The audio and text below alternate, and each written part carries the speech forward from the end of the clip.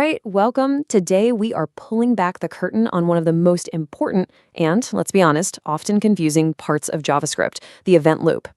This is the secret engine that lets a language which is built to do only one thing at a time feel like it's juggling a dozen things at once. So let's just jump right into the big problem here. JavaScript is what we call single-threaded. All that means is it has one single track, one call stack to get things done. It can literally only do one thing at a time.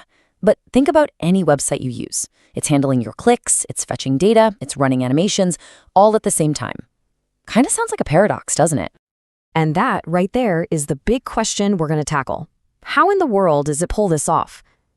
How can a language with just one worker manage to do so much without just grinding to a halt?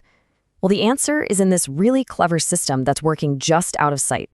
To figure this out, let's treat this code snippet right here as our exhibit A.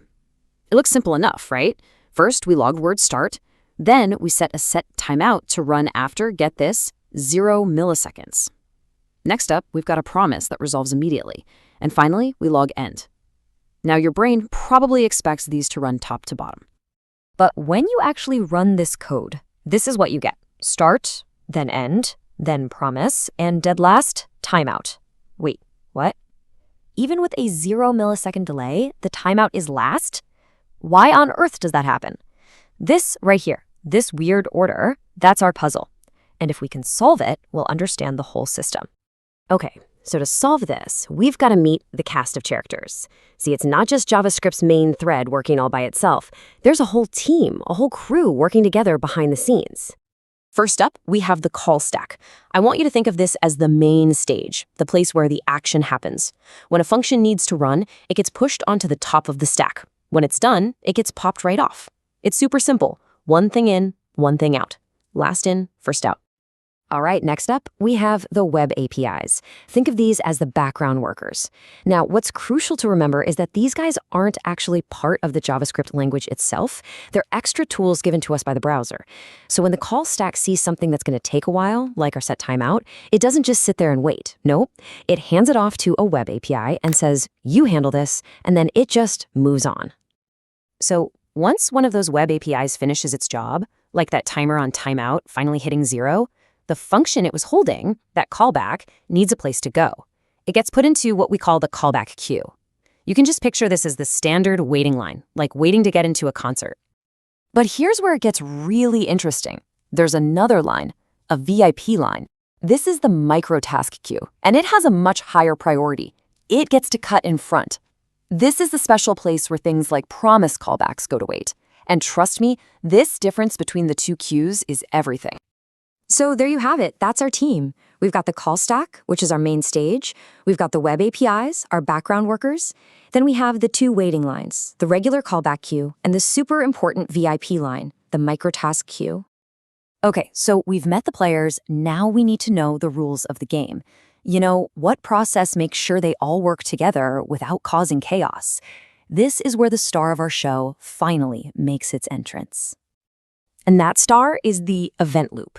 The best way to think about it is as the conductor of this whole orchestra. It has one single, relentless job. It is constantly asking, is the call stack empty? Is the call stack empty? And the moment the answer is yes, that's when the event loop springs into action. And look, its logic is super, super specific. Here's how it works. Step 1, it waits for that call stack to be totally empty. Step 2, and this is the most important part, it looks at the VIP line, the microtask queue. It will take every single task from that queue and run them until it's completely empty. Only then, once the microtask queue is clear, does it move to step 3. It goes to the regular callback queue and takes just one item from there to run, and then the whole cycle starts over. Okay, we've got the players, we've got the rules, we are ready to go. Let's head back to that original piece of code and see if we can finally crack this thing open. Let's actually watch this play out step by step.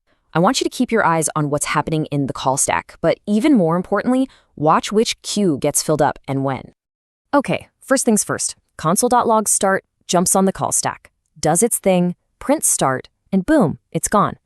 Then the JavaScript engine sees setout time and the promise and deals with them. It moves right past them to console.log end. That jumps on the stack, runs, prints end, and it's gone too. All the easy synchronous stuff is done. The call stack is now empty. So while that was happening, what was going on with our other two tasks? Well, setTimeout was handed off to the web APIs. Its 0-second timer finished instantly, so its callback function was immediately put into the regular old callback queue. But the promise, it resolved right away and put its callback function directly into that high-priority VIP line, the microtask queue. And this is the moment of truth. The call stack is empty. The event loop wakes up and it looks around. It sees two tasks waiting for their turn. It has a choice to make, right? Does it grab the promise callback from the VIP line or the timeout callback from the regular line? What's it going to do? Well, the answer, the whole secret to this puzzle, boils down to this one simple, powerful rule.